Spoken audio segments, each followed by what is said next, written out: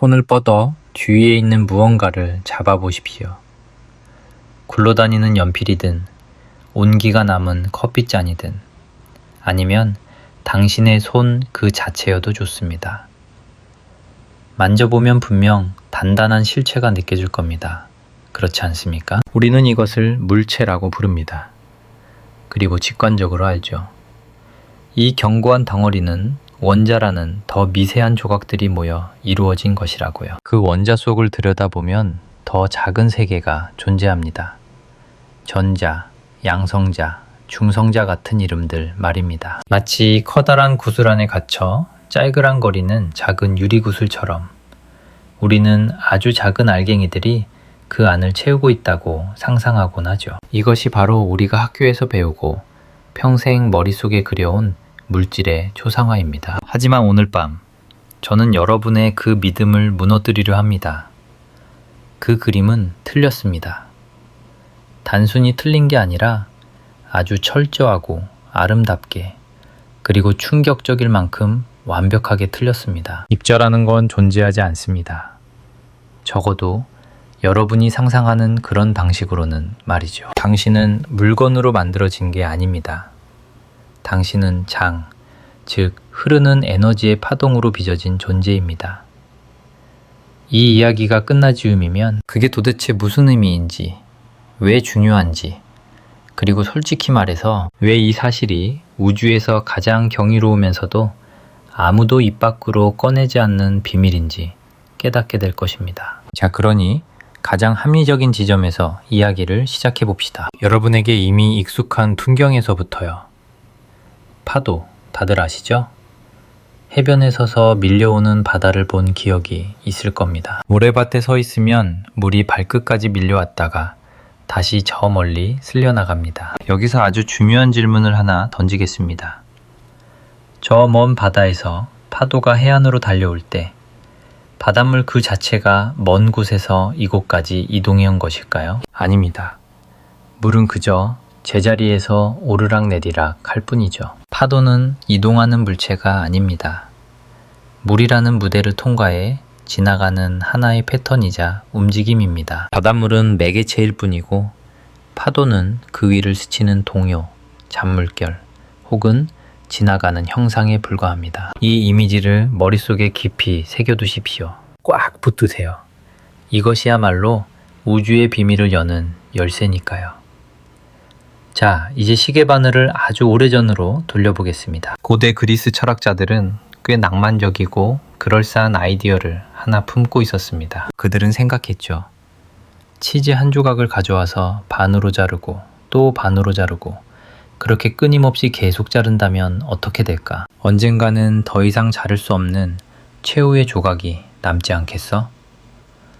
그들은 그것을 아토모스, 즉 나눌 수 없는 것이라 불렀습니다. 꽤 오랫동안 인류에게 그보다 더 완벽한 설명은 없어 보였습니다. 세상 모든 물질은 쪼개지지 않는 작은 공 혹은 아주 미세한 알갱이들로 이루어져 있다는 믿음이었죠. 눈에는 보이지 않지만 마치 모래알처럼 단단한 실체들이 세상을 구성한다고 말입니다. 그러다 1897년 J.J. 톰슨이 전자를 발견하면서 이야기가 달라집니다. 원자 안에 전기를 띤 더 작은 입자가 숨어 있었던 겁니다.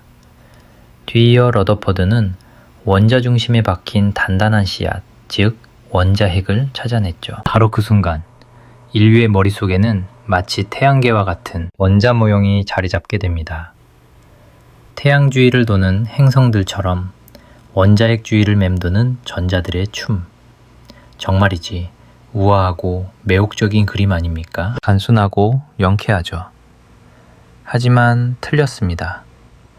사실 이 모델이 등장하자마자 골치 아픈 문제들이 터져나왔습니다. 만약 전자가 정말로 원자핵 주위를 공전하는 작은 공이라면 우리가 아는 전자기하 법칙에 따라 전자는 끊임없이 에너지를 뿜어내야만 합니다. 에너지를 잃은 전자는 나선을 그리며 추락해 불과 1억분의 1초 만에 원자핵과 충돌해야 정상이죠. 이론대로라면 우주의 모든 원자는 이미 오래전에 붕괴되어 사라졌어야 합니다. 당신이 지금 거기 앉아 있을 수도 없어야 하고 저 또한 이 자리에 서 있을 수 없겠죠?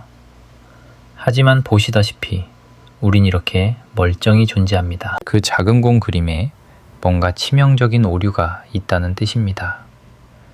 그리고 1925년에서 26년 무렵 시대를 앞서간 천재들이 등장합니다. 하이젠베르크, 슈레딩거, 디렉 같은 인물들이 완전히 새로운 법칙을 찾아낸 것이죠.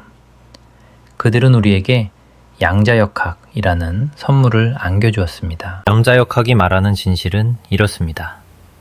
전자는 누군가 관측하기 전까지는 정해진 위치에 존재하지 않는다는 것입니다. 그것은 파동함수라는 것으로 설명되는데 전자가 여기, 저기, 혹은 저 너머 어디쯤 있을 확률을 보여주는 공간에 넓게 퍼진 수학적 안개와도 같습니다. 이제 딱딱한 유리구슬의 이미지는 흐릿해지기 시작했습니다. 전자는 한 곳에 머물지 않습니다. 우리가 시선을 두기 전까지. 그것은 어떤 의미에서 모든 곳에 동시에 존재하고 있는 셈입니다. 하지만 그 경이로운 양자역학조차도 아직 이야기의 끝은 아닙니다. 하지만 그것이 진실의 종착지는 아니었습니다. 양자역학이라는 거대한 이론조차 여전히 입자를 무대의 주인공인 물체로 대우했으니까요. 물론 고전적인 당구공처럼 딱딱한 덩어리는 아니라는 점을 인정하긴 했습니다. 파동함수라는 안개 속에 숨겨진 양자적 존재라고 설명했지만 그 근저에는 여전히 무언가가 거기 있다는 믿음이 깔려 있었죠. 전자라는 고유한 실체가 존재한다는 착각 말입니다. 그러다 진짜 혁명이 찾아옵니다. 바로 양자장론이라는 거대한 파도입니다. 이 지점에서 우리는 물리학을 전공한 학생들조차 미처 듣지 못하고 지나쳤을. 그러나 우주를 바라보는 시선을 송두리째 바꿔놓을 비밀을 마주하게 됩니다. 개념을 완전히 뒤집어 봅시다. 입자라는 단어는 머릿속에서 지우세요. 작은 공 같은 건 잊으십시오. 흐릿하게 퍼진 손뭉치 같은 이미지도 전부 버리십시오. 대신 그 텅 빈 공간을 상상력으로 채워보죠. 우주 끝까지 뻗어나가는 모든 방향에 스며든 거대한 장, 즉 필드를 떠올려 보세요. 그렇다면 장이란 도대체 무엇일까요? 장은 공간의 모든 지점이 품고 있는 어떤 값, 보이지 않는 숫자들의 바다입니다. 온도를 예로 들어볼까요? 지금 당신이 있는 방 안의 모든 좌표에는 온도가 존재합니다. 이곳은 섭씨 21도, 저쪽은 22도, 문가는 18도일 수도 있겠죠. 공간의 점마다 할당된 수치, 그것이 바로 장의 정체입니다. 그런데 놀랍게도 이 우주는 처음부터 끝까지 이런 장들로 꽉 차 있습니다. 우주 전체에 스며든 전자장이 있고 쿼크장이라는 또 다른 층위가 존재하죠. 빛과 전파를 통해 우리에게 익숙한 전자기장 역시 그중 하나입니다. 인류가 발견한 모든 근본 입자들의 배후에는 그에 상응하는 고유한 장이 깔려 있다는 뜻입니다. 이 장들은 잠시도 쉬지 않습니다. 언제나 그곳에 머물며 우주를 가득 채우고 있죠. 결코 사라지지 않는 불멸의 배경, 그리고 여기서 이야기의 반전이 시작됩니다. 우리가 입자라고 부르던 것들, 전자나 광자, 쿼크 같은 것들은 사실 고체 덩어리가 아닙니다. 그것은 장이 만들어낸 떨림입니다. 잔물결이자 순간적인 흥분 상태죠. 바다 위를 흐르는 파도를 기억하십니까? 파도는 물과 분리된 독립적인 물체가 아닙니다. 물이 요동치는 현상 그 자체죠. 전자도 마찬가지입니다. 전자장이 격렬하게 요동칠 때 우리는 비로소 그것을 전자라고 부르는 겁니다. 잠깐 숨을 고르고 이 사실을 깊이 들이마셔 보세요. 이것은 단순히 말장난을 하거나 표현을 바꾼 게 아닙니다. 실제라는 것의 본질을 완전히 다시 그리는 근본적인 세계관의 전복입니다. 과거의 그림 속에서는 텅 빈 무대가 있었고 그 공허한 공간 속에서 입자들이 날아다니며 서로 부딪혔습니다. 공간은 그저 배경이었고 입자만이 연기하는 배우였던 셈이죠. 하지만 새로운 그림에서는 다릅니다. 장 그 자체가 무대이자 동시에 배우입니다. 허공을 가르는 입자는 없습니다. 오직 떨리고 진동하는 장만이 존재할 뿐입니다. 장이 국소적으로 진동할 때 우리는 그 떨림에 입자라는 이름을 붙입니다. 진동이 멈추면 입자는 사라지지만 그 배경이 되는 장은 여전히 침묵 속에 남아 있습니다. 언제나 그 자리에 나타났다 사라지는 것은 오직 들뜬 상태, 우리가 입자라고 불렀던 그 작은 에너지의 뭉치들 뿐입니다. 조금 더 시적인 비유를 들어볼까요? 바람이 부는 날에 드넓은 밀밭을 떠올려 보십시오. 어떤 풍경이 그려지나요? 바람이 스치면 황금빛 밀 이삭들이 눕고 일어서며 거대한 물결을 만듭니다. 아름답죠? 그 순간 그 물결은 분명 실제합니다. 눈으로 볼 수도 있고 카메라 셔터를 눌러 그 순간을 영원히 남길 수도 있습니다. 하지만 묻겠습니다. 밀을 떠나서 홀로 존재하는 밀파도라는 물체가 따로 있을까요? 아닙니다. 파도는 밀이 움직이는 방식일 뿐입니다. 밀이 사라지면 파도도 존재할 수 없습니다. 파도는 밀이 외부의 자극에 반응하는 몸짓입니다. 전자도 정확히 그렇습니다. 전자장이 곧 밀밭이고 실험실 기계가 감지하는 전자는 그 위를 스치는 물결인 것입니다. 밭을 치워버리면 전자라는 존재도 성립할 수 없습니다. 전자는 전자장이 흥분하여 춤출 때 일어나는 현상의 이름입니다. 여기서 잠시 주의해야 할 점이 있습니다. 이 이야기를 듣고 섣불리 이렇게 결론 짓는 분들이 계시더군요. 아, 그렇다면 입자는 환상이고 가짜구나. 천만에요. 절대 그렇지 않습니다. 그 떨림은 명백한 실제입니다. 당신이 전자를 관측할 때 당신은 분명 실존하는 무언가를 보고 있는 겁니다. 에너지는 실제로 흐르고 운동량은 가감없이 전달되니까요. 여러분이 감지한 그 존재는 손에 쥘 수 있는 딱딱한 구슬이 아닙니다. 그것은 텅 빈 공간에 퍼져 있는 장, 순간적으로 솟구쳐 오른 양자화된 흥분 상태입니다. 이 파동에는 더 이상 쪼갤 수 없는 최소한의 크기가 존재합니다. 우리는 이것을 양자라고 부르죠. 그리고 그 최소한의 덩어리가 바로 우리가 흔히 말하는 입자의 정체입니다. 사실 양자라는 단어의 진정한 의미가 바로 이 지점에 깃들어 있습니다. 강의 진동이 연속적이지 않고 뚝뚝 끊어진 덩어리 형태로 찾아온다는 뜻입니다. 전자가 반쪽만 존재하는 세상 따위는 없으니까요. 광자의 4분의 3이라는 것도 상상 속에서나 가능한 일입니다. 장은 오직 경수 단위로만 춤을 춥니다. 한 번의 떨림, 두 번의 떨림, 세 번의 떨림, 결코 1.5번의 떨림은 있을 수 없습니다. 이 불연속적인 덩어리짐, 바로 그 성질에서 퀀텀이라는 이름이 태어난 겁니다. 우리가 실험실에서 관측할 때 그것이 마치 알갱이처럼 보이는 이유도 바로 이 때문입니다. 에너지는 덩어리진 채 우리에게 도착하지만 그 이면에 숨겨진 진정한 실체는 거대한 장입니다. 여기서 잠시 리처드 파인만식의 점검을 해볼까요? 우리가 이 개념을 제대로 공유하고 있는지 확인해 봅시다. 호기심 가득한 12살 꼬마에게 이 이야기를 들려준다고 가정해 보죠. 저는 아마 이렇게 설명할 겁니다. 기타줄을 떠올려 보렴. 줄을 퉁기면 진동이 생기고 거기서 아름다운 음표가 태어나지. 줄이 떨리면 소리가 들려. 자, 이제 상상해봐. 온 우주를 가득 채우고 있는 거대한 기타줄을. 악기에 매달린 짧은 줄이 아니라 우주의 모든 공간, 모든 점을 관통하며 뻗어 있는 그런 줄 말이야. 그 무한한 줄의 어느 한 지점이 살짝 떨릴 때 우리는 그 떨림을 입자라고 부르는 거야. 그 줄이 바로 장이란다. 그리고 그 떨림이 입자가 되는 거지. 우주에는 그런 줄들이 아주 많이 겹쳐 있어. 입자의 종류마다 각기 다른 줄이 존재하는 셈이야. 전자를 위한 줄이 있고 빛을 만드는 광자를 위한 줄도 따로 있지. 쿼크의 줄도 있어.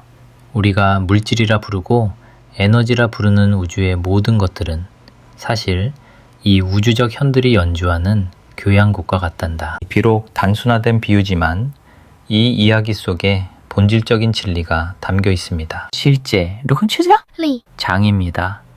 자, 여기서 흔히들 빠지는 거대한 오해 하나를 짚고 넘어가야겠습니다. 수많은 사람들, 심지어 엄밀하지 못한 설명을 하는 물리학자들조차 습관처럼 이렇게 말하곤 하죠. 전자는 때로는 입자처럼 굵고 때로는 파동처럼 행동한다 라고요. 어떤 실험을 하느냐에 따라 모습이 바뀐다는 식이죠. 이것을 소위 입자와 파동의 이중성이라 부르며 양자역학의 가장 심오한 미스터리인 양 포장합니다. 하지만 진실은 다릅니다. 양자장론의 관점을 진지하게 받아들인다면 미스터리 같은 건 애초에 존재하지 않습니다. 이중성은 없습니다. 전자장은 언제나 장입니다. 가장 근본적인 차원에서 그것은 언제나 파동의 성질을 띱니다. 다만 그 장이 양자화되어 있을 뿐입니다. 장의 흥분은 덩어리져서 나타납니다. 그리고 특정 실험 환경에서 그 덩어리들이 마치 국소적인 알갱이처럼 행동할 따름입니다. 검출기를 향해 전자를 하나씩 쏘아보낼 때 각각의 전자가 특정한 지점에 꽂히는 것도 그래서입니다. 틱하고 마치 이자처럼 말이죠. 하지만 이 과정을 수없이 반복하면 그 틱하는 점들이 모여 파동만이 만들 수 있는 간섭무늬를 그려냅니다. 전자가 변덕을 부리며 입자와 파동 사이를 오가는 게 아닙니다. 장은 언제나 똑같은 일을 하고 있을 뿐입니다. 혼란은 우리가 고전적인 사고방식에 갇혀 장을 억지로 두 가지 범주 중 하나에 끼워 맞추려 할 때 발생합니다. 파동이냐 입자냐를 따지지만 사실 그것은 둘 다 아닙니다. 그것은 양자장입니다.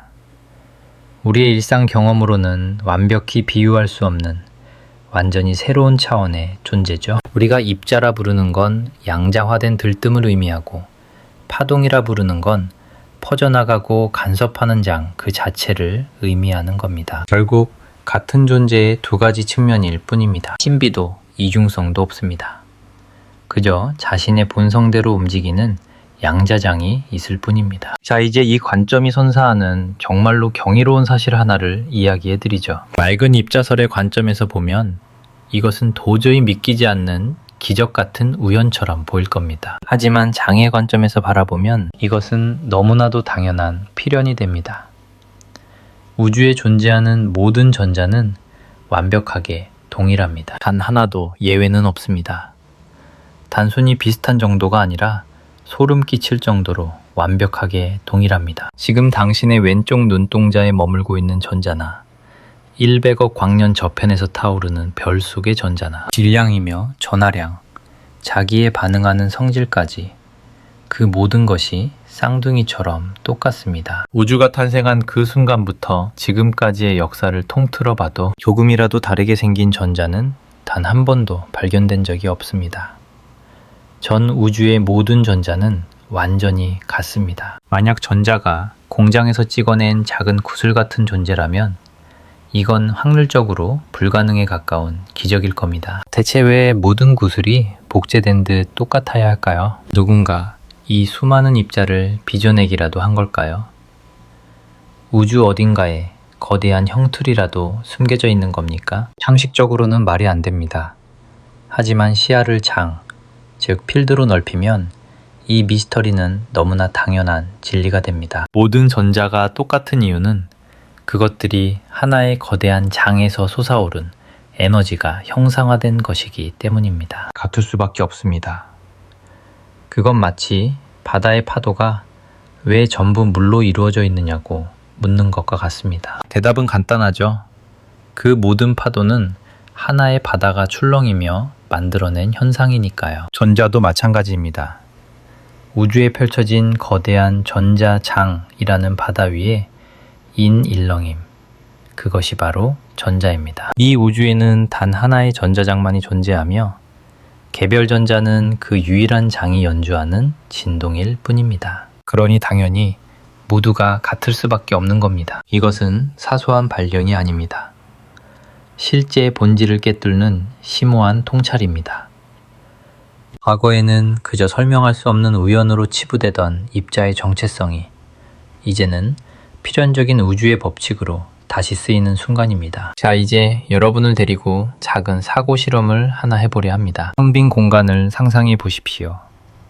정말로 아무것도 없는 완벽한 무의 공간을요. 원자도 없고 빛 한 줄기 없으며 어떠한 복사 에너지도 흐르지 않는 완벽한 진공 상태 말입니다. 고전적인 입자 물리학의 관점에서 보면 빈 공간은 말 그대로 비어있는 곳입니다.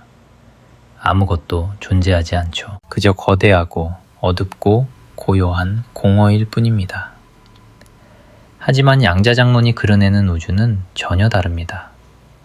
빈 공간은 결코 비어있지 않습니다. 그곳엔 여전히 장들이 살아 숨쉬고 있습니다.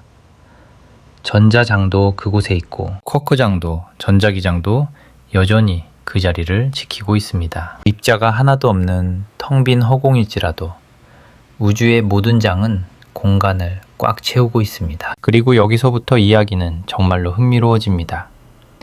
이 장들은 결코 고요히 멈춰 있을 수 없기 때문입니다. 바로 그것이 핵심입니다.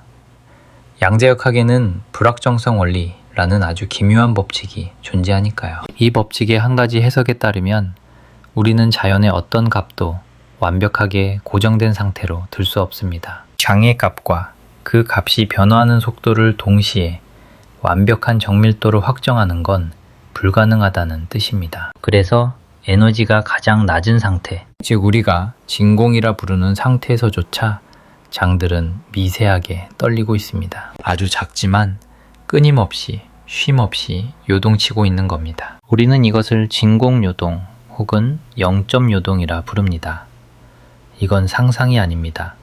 실제로 측정 가능한 물리적 현상입니다. 믿기 힘든 분들을 위해 증거 하나를 제시하겠습니다. 1948년 네덜란드의 물리학자 핸드릭 카시미르는 아주 놀라운 예측을 내놓았습니다. 그는 말했습니다.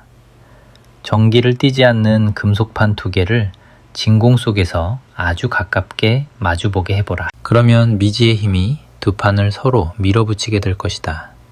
중력도 아니고 정전기력도 아닌 완전히 새로운 힘. 오직 전자기장의 진공요동에서만 비롯된 순수한 힘이 작용할 것이다. 그리고 훗날 이것은 실제로 측정되었습니다.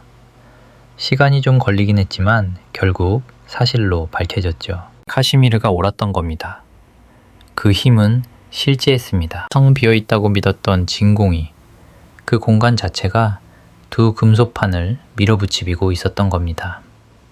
빈 공간은 비어있지 않습니다. 그곳은 지금 이 순간에도 보이지 않는 장의 요동으로 도글부글 끓어오르고 있습니다. 물리학자들은 이런 맥락에서 종종 가상입자라는 표현을 쓰기도 합니다. 진공은 사실 가상입자들로 가득 차 있다고 말이죠. 입자와 반입자의 쌍을 아주 짧은 순간 찰나의 존재로 나타났다가 순식간에 사라지는 춤을 추고 있다고 말입니다. 여기서 우리는 아주 조심스럽게 발걸음을 옮겨야 합니다. 가상입자라는 언어는 계산을 위한 훌륭한 도구이지만 그 이면에 숨겨진 실제에 대해서는 짙은 안개처럼 오해를 불러일으킬 수 있기 때문입니다. 그 베일 아래에서 실제로 일어나고 있는 일은 장 자체가 끊임없이 숨쉬듯 요동치고 있다는 사실입니다. 남자장은 가장 고요한 바닥 상태에서조차 결코 잠들지 않습니다. 그 침묵 속의 최소 에너지는 0이 아니며 심연 속에서도 미세하게 떨리고 있죠. 입자들이 말 그대로 허공에서 마술처럼 펑 하고 나타났다가 사라지는 그런 단순한 그림이 아닙니다. 그것은 단지 타임만 다이어그램이라는 스케치가 만들어낸 극적인 허구일 뿐 수학이 우리에게 속삭이는 차가운 진실과는 거리가 멉니다. 수학이 가리키는 진실은 장이 바닥 상태에서조차 양자 불확정성을 품고 있으며 그 불확실성이 물리적 세계에 실질적인 흉터를 남긴다는 것입니다. 카시미르 효과가 그 증거이며 수소 원자의 에너지 준위를 아주 미세하게 흔드는 램 이동 또한 그 떨림의 메아리입니다. 그러니 이제 우리가 확실히 아는 것과 해석에 불과한 것을 냉철하게 구분해 봅시다. 장필드 실제합니다. 여르 저저당은 장필드엔 실제합니다. 장필드 실제합니다. 송전중 신제합니다는 맨말을 제정 당둔 전을 대어 전정을 서여 전함즈고 장필드 실제합니다. 장필드 실제합니다. 장필드은 실제합니다. 장필드 실제합니다. 장필드은 실제합니다. 장필드 실제합니다. 장필드 실제합니다. 장필드은 실제합니다. 장필드 실제합니다. 장필드은 실제합니다. 장필드 실제합니다. 장필드 실제합니다. 장필드은 실제합니다. 장필드 실제합니다. 장필드 실제합니다.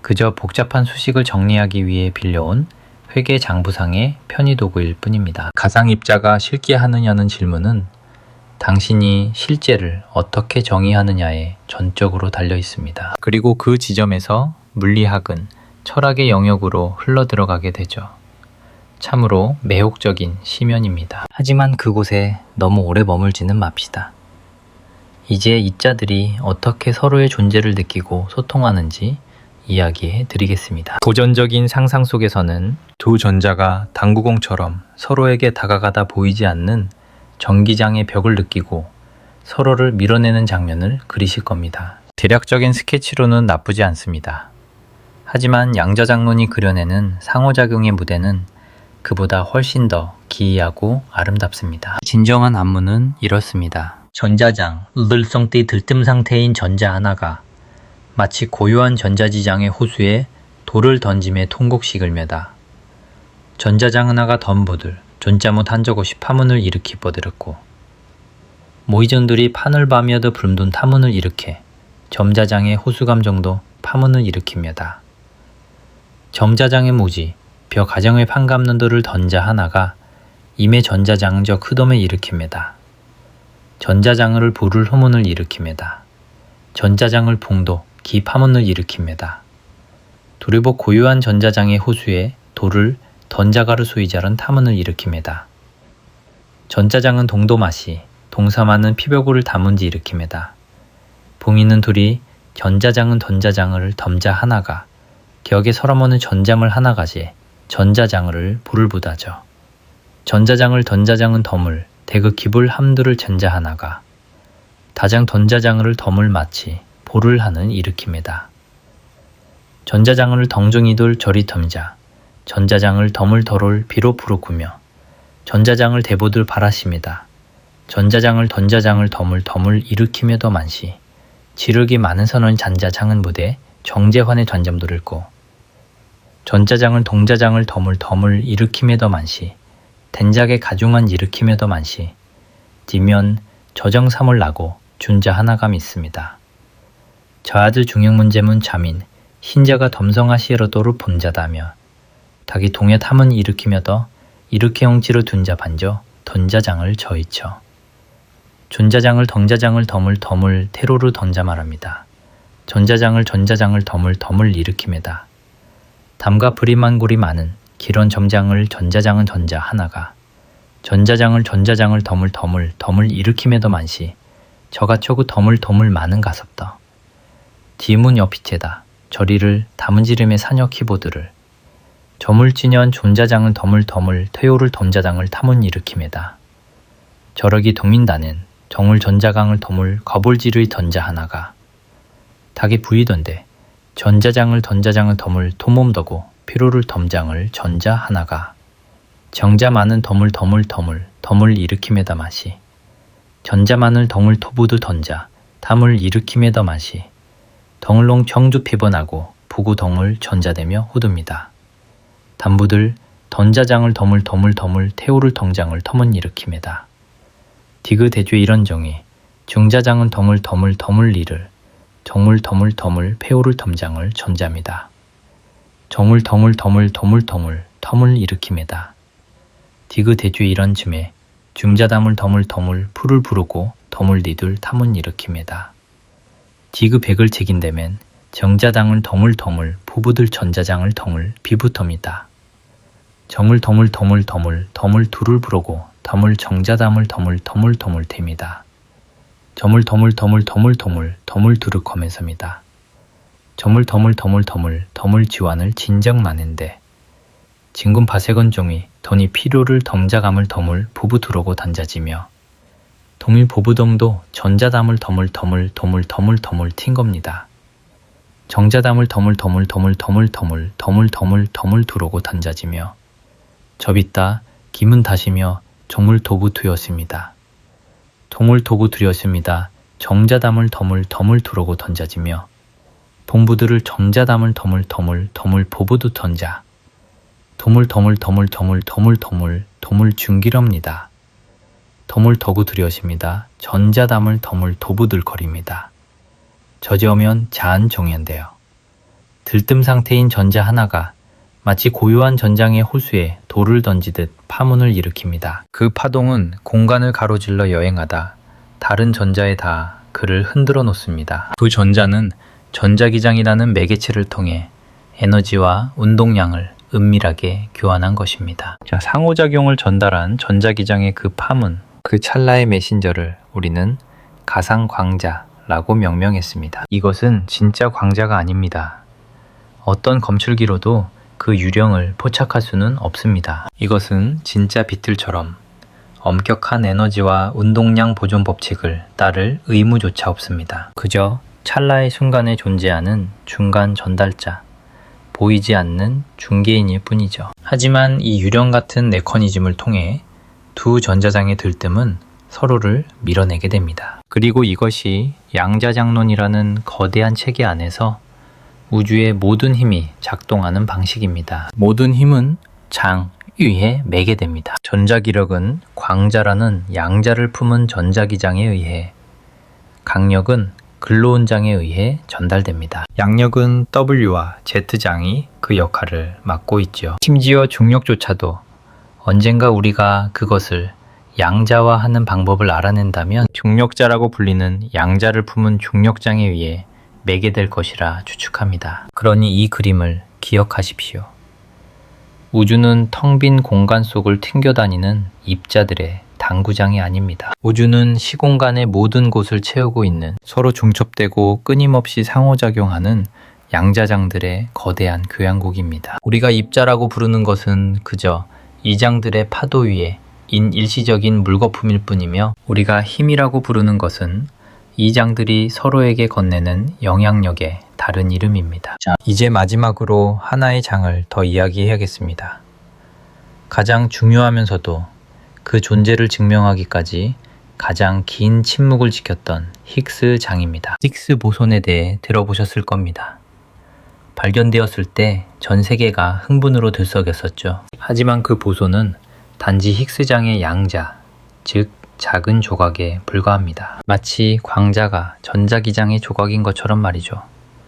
진정한 주인공은 보손이 아니라 그 뒤에 펼쳐진 장필드 그 자체입니다. 히그스장은 우주에 존재하는 다른 모든 물리적 장들과는 본질적으로 다른 아주 기묘한 운명을 타고났습니다. 대부분의 장들은 에너지가 바닥난 가장 고요한 상태에서 0이라는 침묵의 값을 갖습니다. 광자가 하나도 없는 전자기장을 상상해 보세요.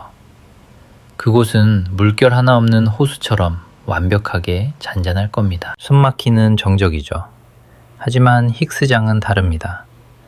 에너지가 가장 낮은 바닥 상태에서도 결코 0으로 돌아가지 않으니까요. 대신 그리고 바로 이 보이지 않는 거대한 바다가 입자들에게 질량이라는 무게를 부여하는 주인공입니다. 전자장이 만들어낸 파동, 즉 전자가 이 끈적한 히그스의 바다를 헤치고 나아가려 할 때 필연적으로 저항에 부딪히게 됩니다. 그 상호작용은 마치 물속을 걷는 것처럼 전자의 움직임을 붙잡고 늘어집니다. 속도를 높이려 할 때마다 묵직한 저항을 느끼게 만드는 것이죠. 가속을 방해하는 그 끈질긴 저항감, 우리는 그것을 비로소 질량이라고 부릅니다. 전자가 무거운 이유는 히그스장이라는 심형과 엉켜있기 때문이며, 쿼크가 질량을 가진 이유도 이와 똑같습니다. 반면 빛의 입자인 광자는 히그스장의 손길을 전혀 타지 않고 유령처럼 미끄러져 나갑니다.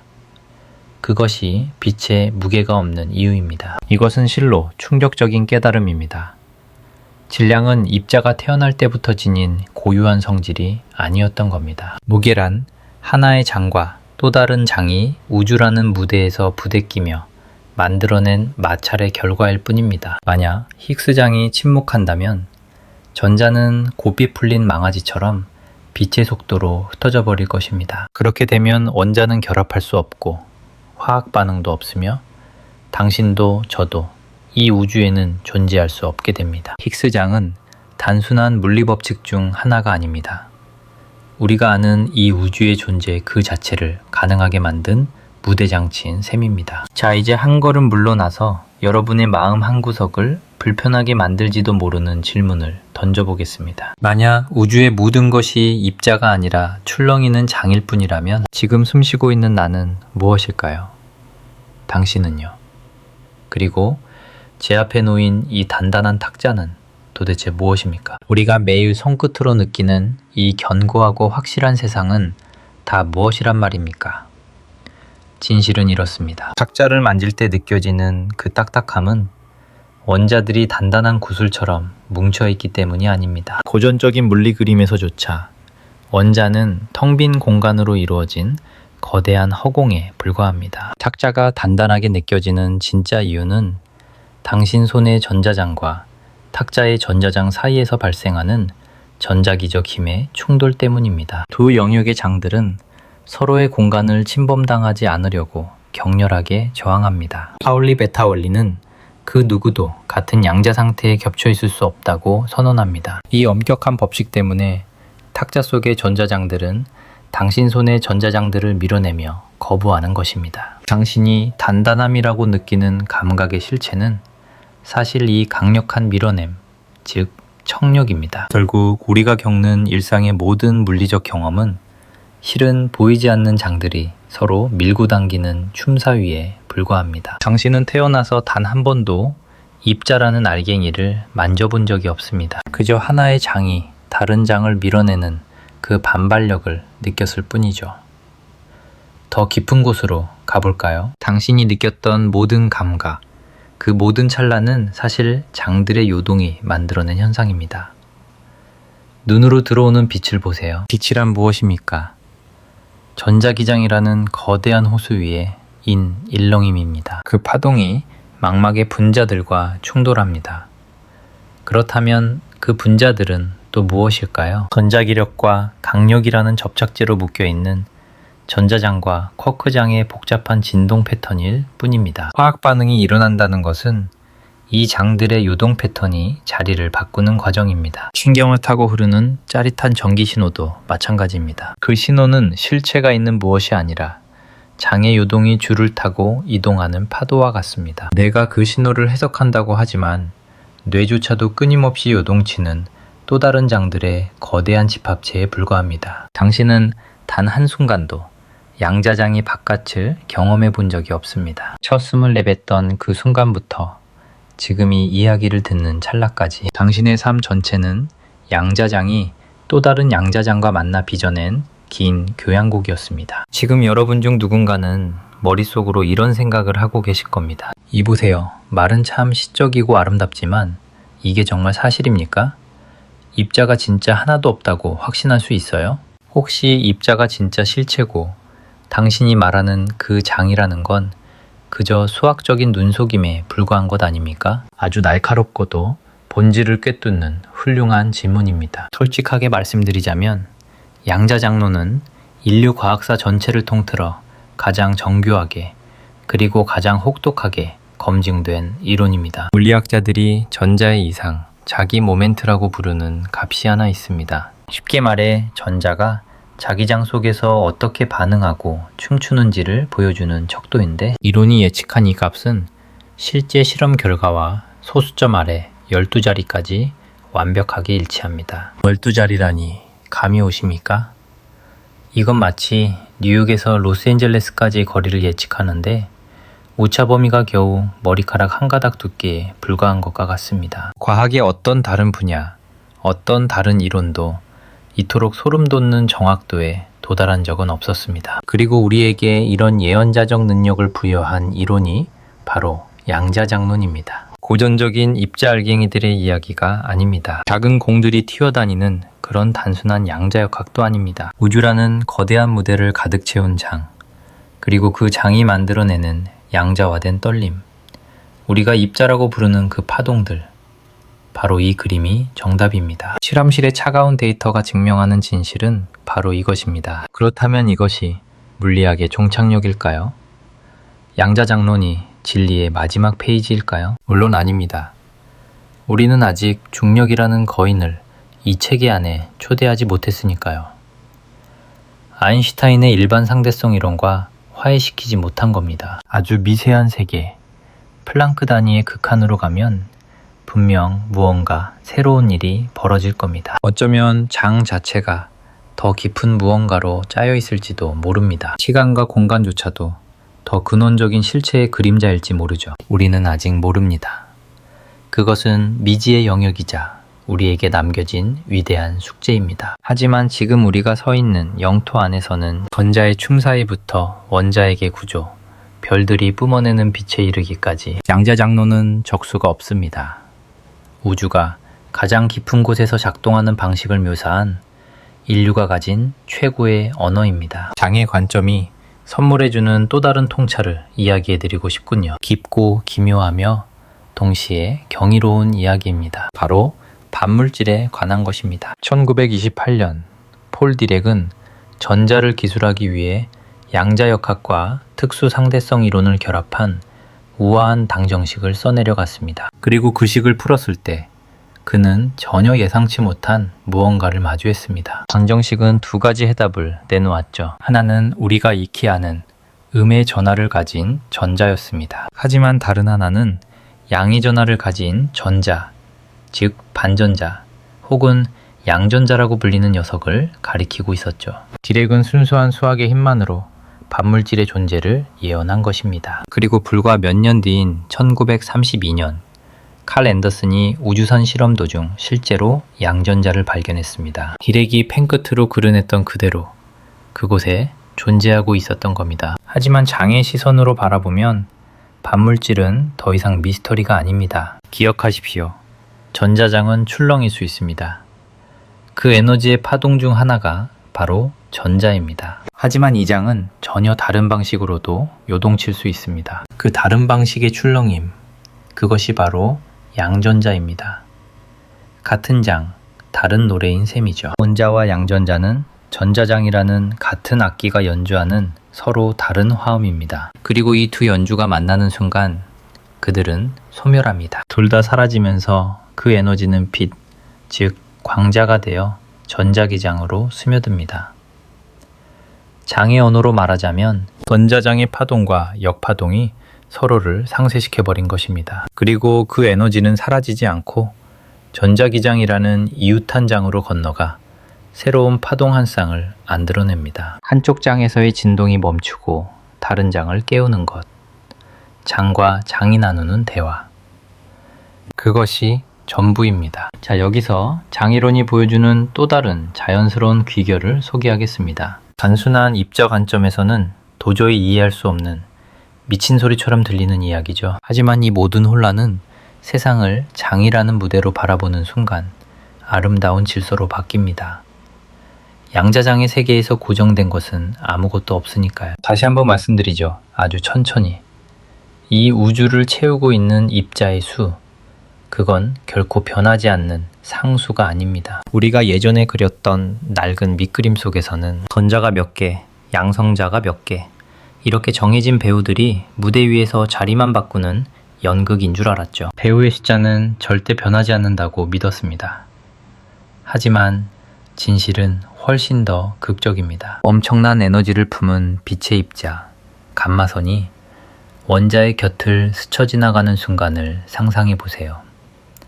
그 빛은 호련히 사라져버립니다. 그리고 바로 그 텅 빈 자리에서 전자와 양전자가 마법처럼 솟아오릅니다. 하나가 들어갔는데 둘이 되어 나옵니다. 숫자가 늘어난 겁니다.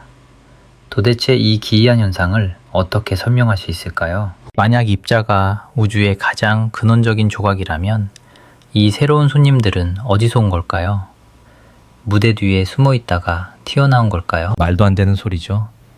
하지만 시선을 입자에서 장으로 옮기면 안개는 걷히고 모든 것이 명료해집니다. 전자기장이라는 거대한 바다가 출렁인 겁니다.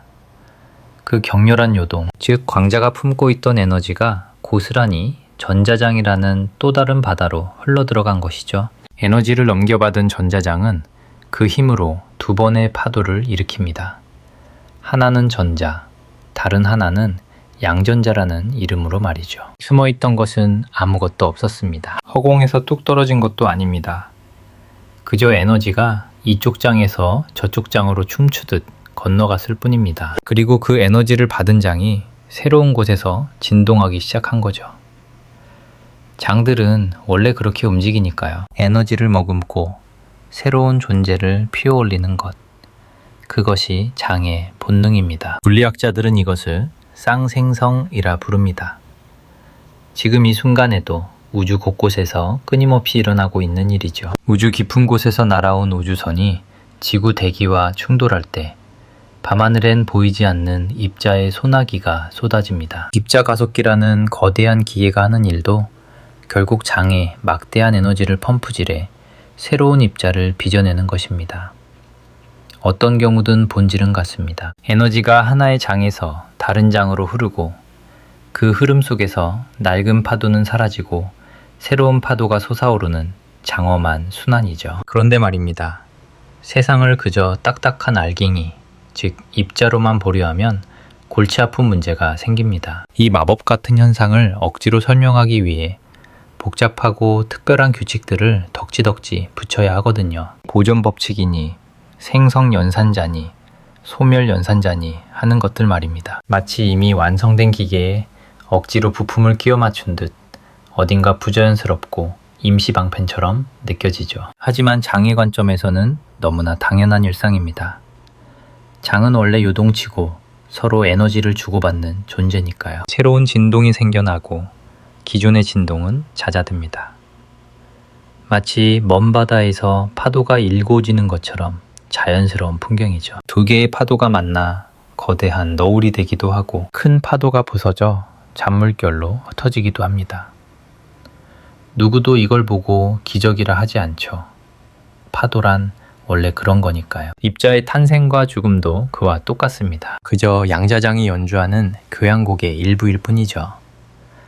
이제 이 모든 이야기를 하나로 묶어주는 걸작, 표준 모형에 대해 이야기해 볼까 합니다. 물리학자들이 입자 물리학의 표준 모형을 입에 올릴 때 그들이 실제로 가리키는 것은 아주 정교하게 설계된 하나의 양자장 이론입니다. 인류가 밝혀낸 모든 장들의 목록과 그들이 서로 어떻게 얽히고 설키는지 보여주는 우주의 설계도라 할 수 있죠. 그렇다면 이 우주를 구성하는 장은 도대체 몇 개나 될까요? 놀랍게도 그리 많지 않습니다.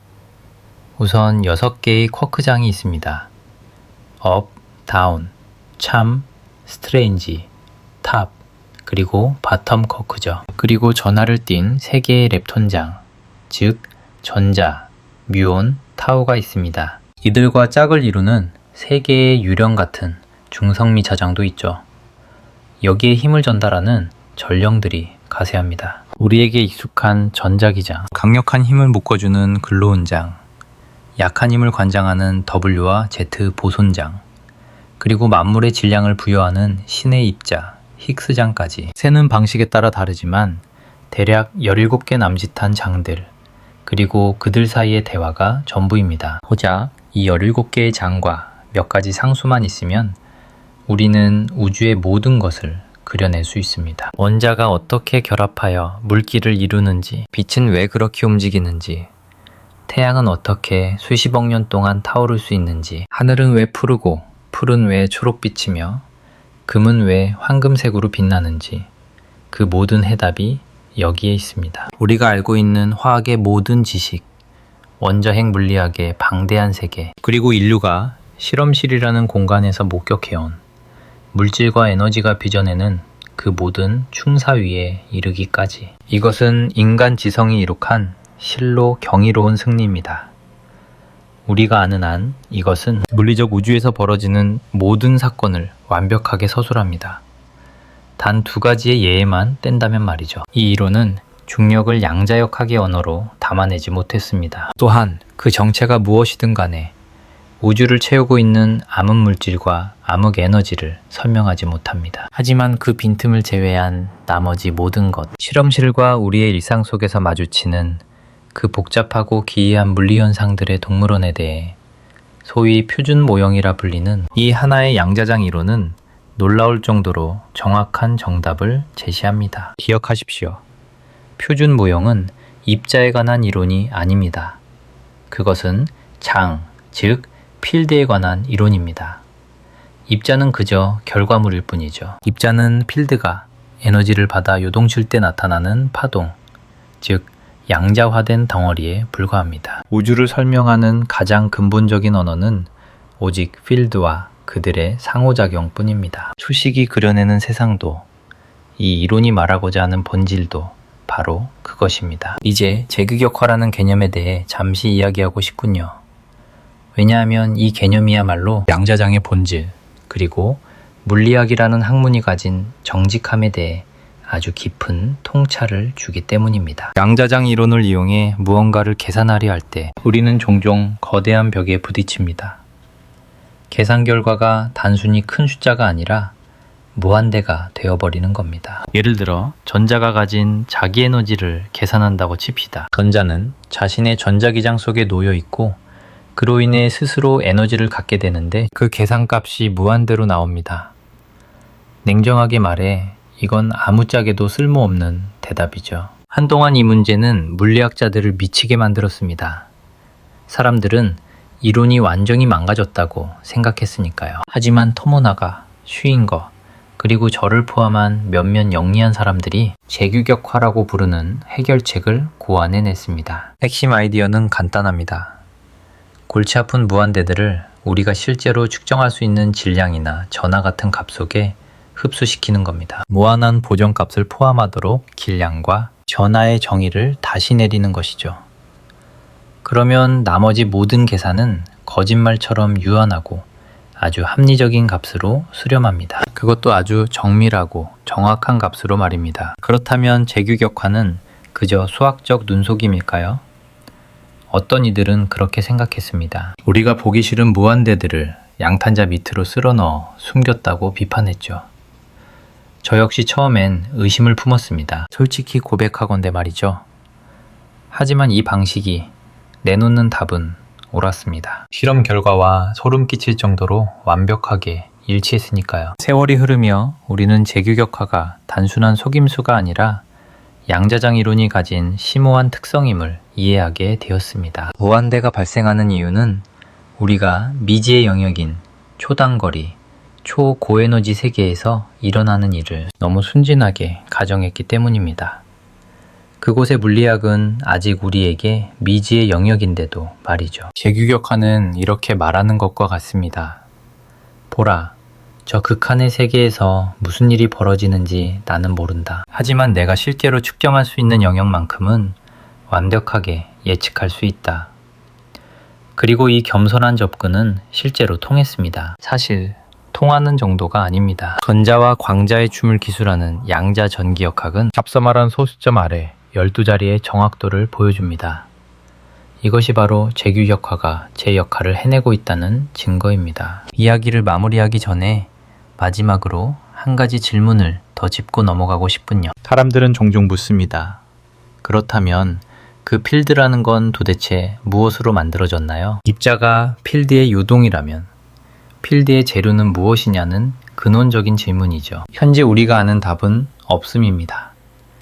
필드는 더 하위의 무언가로 구성된 게 아닙니다. 필드 그 자체가 가장 바닥에 있는 실체입니다. 필드를 구성하는 필드 원자 같은 건 존재하지 않습니다. 그것은 우리가 흔히 물질이라 부르는 그런 개념의 덩어리가 아닙니다. 그저 그곳에 존재할 뿐입니다. 이것은 우주를 서술하는 수학적 구조물, 즉 양자장입니다. 우리가 물리적 세계를 이해하기 위해 도달할 수 있는 가장 깊고 근원적인 설명의 침이죠. 아마 이 정의가 조금은 건조하고 불만족스럽게 느껴질 겁니다. 당신은 그 실체가 무엇인지 갈망하고 있으니까요. 껍질을 하나 더 벗겨내어 그 안에 속살을 보고 싶어하는 마음, 저도 충분히 이해합니다. 저 역시 그 지적인 허기를 느끼니까요. 하지만 파헤치다 보면 결국 더 이상 쪼개지지 않는 단단한 바닥에 닿게 됩니다. 그것은 단지 그것일 뿐이라고 말할 수밖에 없는 지점, 설명의 끝에 도달하는 것이죠. 그 아래엔 아무것도 없습니다. 양자장은 아마도 그 심연의 바닥일 가능성이 높습니다. 물론 아닐 수도 있죠. 더 깊은 무언가가 숨겨져 있을지 모르지만 현재 인류가 서 있는 지식의 최전선은 바로 이 양자장입니다. 이곳이 우리의 기반함입니다.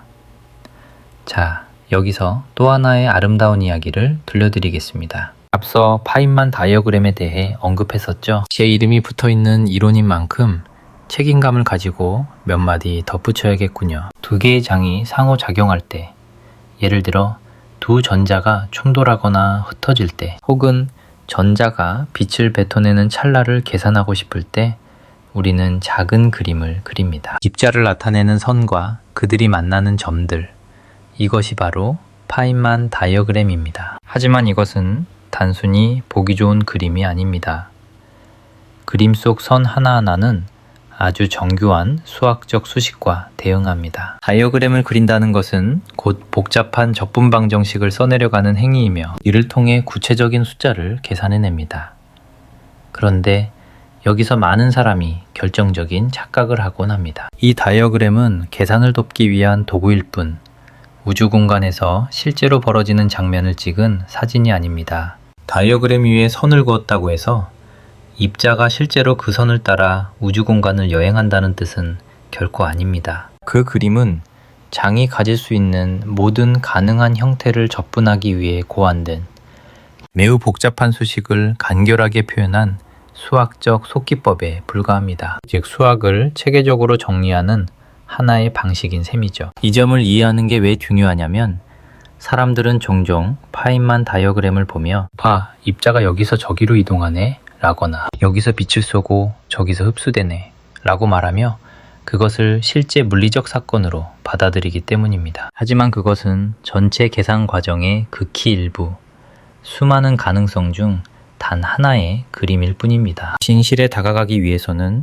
가능한 모든 다이어그램을 합산해야 합니다. 그 중에는 입자가 시공간을 거스리는 것처럼 보이는 상식적으로는 도저히 이해할 수 없는 기괴한 그림들까지 포함해서 말이죠. 이 다이어그램들이 작동하는 이유는 그 기저에 장이론이라는 거대한 체계가 깔려있기 때문입니다. 장이 어떻게 요동치는지를 계산하는 아주 영리한 방법이죠. 하지만 주의하지 않으면 이 그림들은 입자가 장보다 더 근본적인 존재라는 잘못된 믿음을 심어줄 수 있습니다. 자, 이제 이 모든 이야기를 하나로 묶어봅시다.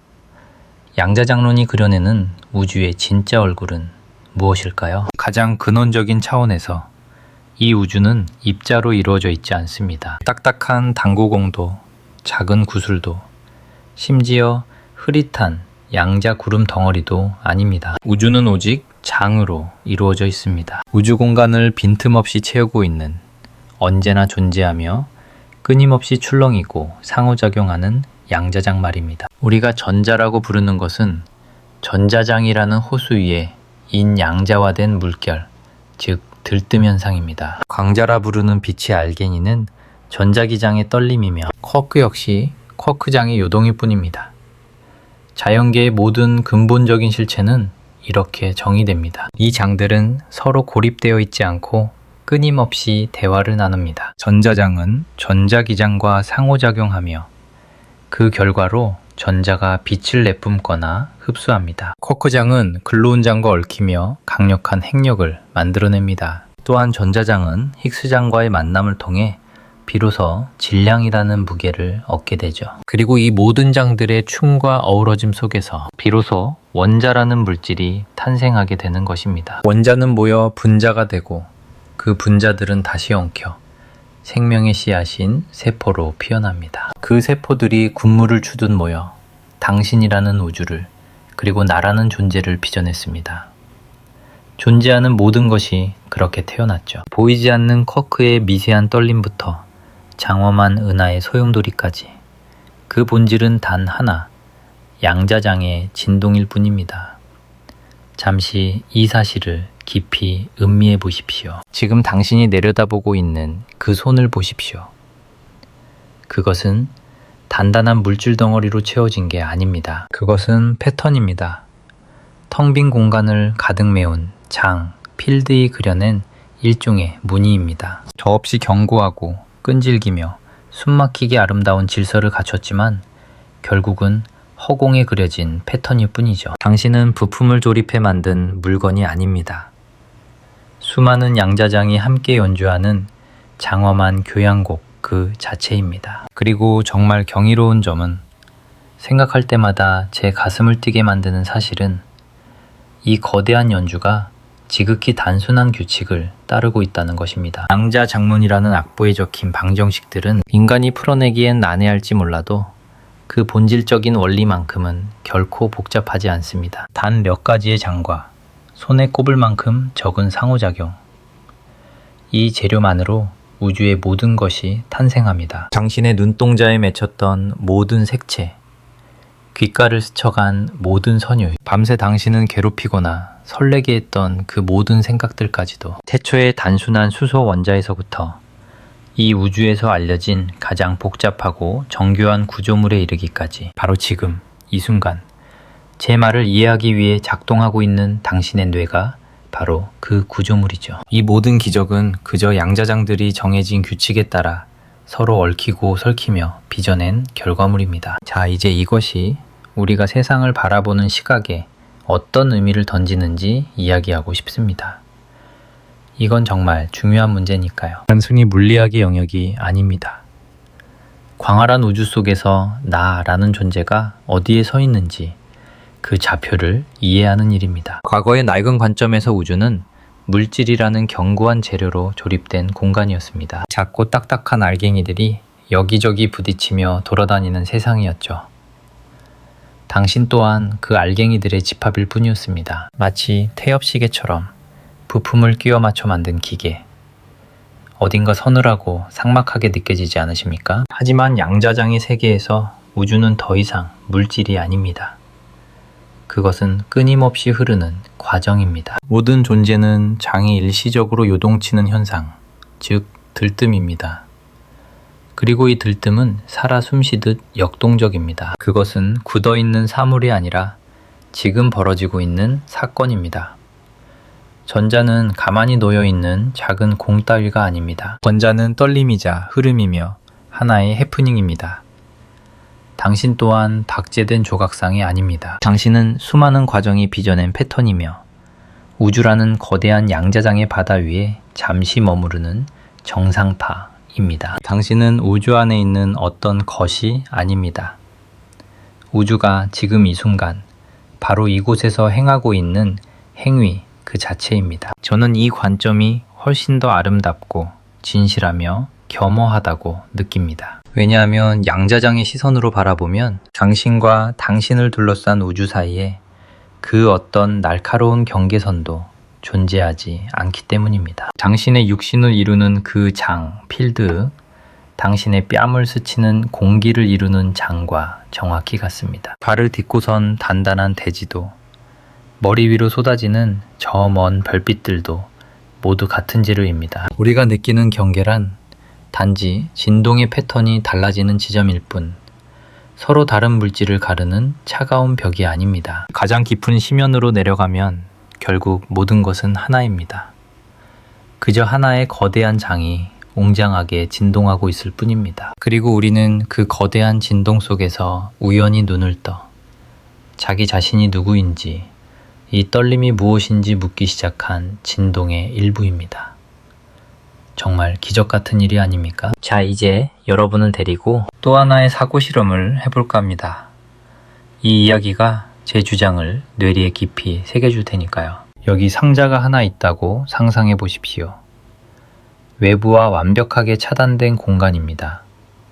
그 안에 전자 하나가 들어 있습니다. 고전적인 관점이라면 상자 안에는 작은 공 하나가 퉁퉁거리며 돌아다니고 있을 겁니다. 벽에 부딪히고 튕겨나와 반대편 벽을 때리고 아주 단순하고 명쾌하죠. 하지만 장필드 링글의 관점에서는 어떨까요? 상자 안에 무엇이 들어있을까요? 바로 전자장이 들어있습니다. 바로 전자장이 들어있습니다. 바로 전자장이 들어있습니다. 저렴한 장자장 이론들이 햇문계부지라 견자장장입니다. 제점한 장자장 이론들이 햇문가? 바로 전자장이 들어있습니다. 제점한 장자장 이론들이 햇문가? 바로 전자장이 들어있습니다. 제점한 장자장 이론들이 햇문가? 바로 전자장이 들어있습니다. 제점한 장자장 이론들이 햇문가? 바로 전자장이 들어있습니다. 제점한 장자장 이론들이 햇문가? 바로 전자장이 들어있습니다. 장자 무엇이 들어있습니다. 전자. 그럼 들을 그리도 있습니다. 장자 안 들으며 제재며서 있다. 장자 무드럼 바람에 투림은 그렇습니다. 장자 전자장일에 들어있습니다. 장자 무드렁 텅고를 다뤄금인다면 장자 무드론 프림은 들었습니다. 장자 무드론 통고를 덜어금인다. 장자 무드론 튼거를 들어있습니다. 정자 무드론 통고를 덜어금인다. 장자 무드론 프림은 들었습니다. 장자 무드론 프리문들을 덜어있습니다. 장자 무드론 통고를 덜어금인다. 장자 무드론 프림은 들었습니다. 장자 무드론 통고를 덜어금인다. 장자 무드론 들어있을까요? 바로 전자장이 들어있습니다. 사실 당신이 전자를 집어넣기 전부터 전자장은 이미 그곳에 존재했습니다. 전자장은 우주의 모든 공간을 빈틈없이 꽉 채우고 있으니까요. 당연히 상자 안도 예외는 아닙니다. 당신이 상자에 전자를 넣는 순간 벌어진 일은 그 공간에 깔려있던 잔잔한 전자장에 에너지의 파동을 한 방울 떨어뜨린 것과 같습니다. 그곳의 진동 수위를 정확히 1단계 끌어올린 셈이죠. 자, 이제부터 우리의 직관이 무너지는 진정 기묘한 순간이 시작됩니다. 상자 안의 그 들뜸 현상은 한 곳에 머물지 않습니다. 전자의 파동 함수는 마치 안개처럼 퍼져나가 상자의 모든 공간을 가득 채웁니다. 전자는 이곳에 있을 수도 저곳에 있을 수도 있습니다. 오직 존재할 확률만이 공간을 부유하고 있을 뿐이죠. 그 떨림은 더 이상 특정한 위치에 묶여있지 않습니다. 상자 안 그 어느 곳이든 동시에 존재합니다. 그리고 바로 여기서 우리는 진정 믿기 힘든 진실과 마주하게 됩니다. 상자를 쥐어짜듯 작게 만든다고 상상해 보십시오. 공간을 압축하는 겁니다. 그러면 갈 곳을 잃은 그 떨림은 어떻게 될까요? 하이젠베르크가 말한 불확정성의 원리에 따라 양을 좁은 공간에 가둘수록 운동량의 불확실성은 걷잡을 수 없이 커지게 되고 이는 곧 폭발적인 에너지의 상승을 의미합니다.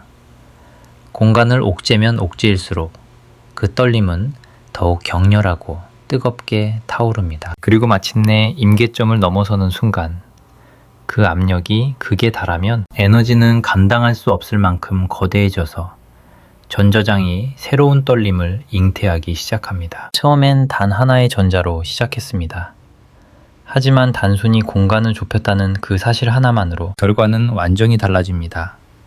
전자 하나, 양전자 하나, 그리고 또 다른 전자 하나. 하나였던 존재가 셋으로 증식한 것입니다. 당신이 공간을 누르며 쏟아부은 그 에너지가 스스로 물질이라는 옷을 입고 태어난 겁니다. 이것은 공상과학 소설 속 이야기가 아닙니다. 지금 이 순간에도 입자가속기 안에서 벌어지고 있는 명백한 현실입니다. 우리는 입자들을 충돌시켜 지직입니다. 에너지를 퍼붓는 순간 장 속에서 새로운 떨림들이 튀어오릅니다. 우리는 그것을 새로운 입자라고 부르죠. 하지만 실상은 그저 장이 에너지를 받아들여 새로운 화음으로 진동하는 것일 뿐입니다. 그리고 이 사실은 우리에게 아주 심오한 깨달음을 줍니다. 입자는 영원하지 않습니다. 불변의 존재가 아닙니다. 그것들은 결코 부서지지 않는 세상의 벽돌이 아닙니다. 그저 찰나의 순간에 일어나는 들뜸의 패턴일 뿐입니다. 언제든 생성될 수 있고 또 언제든 소멸할 수 있습니다. 하나의 형상에서 다른 형상으로 끊임없이 변모합니다.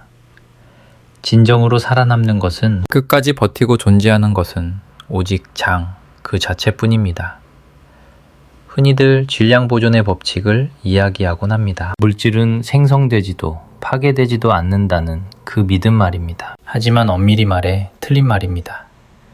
보존되는 것은 물질이 아닙니다. 진정 보존되는 것은 에너지, 전하, 그리고 바리온수와 같은 추상적인 양들 뿐입니다. 떨림 그 자체는 왔다가 사라집니다.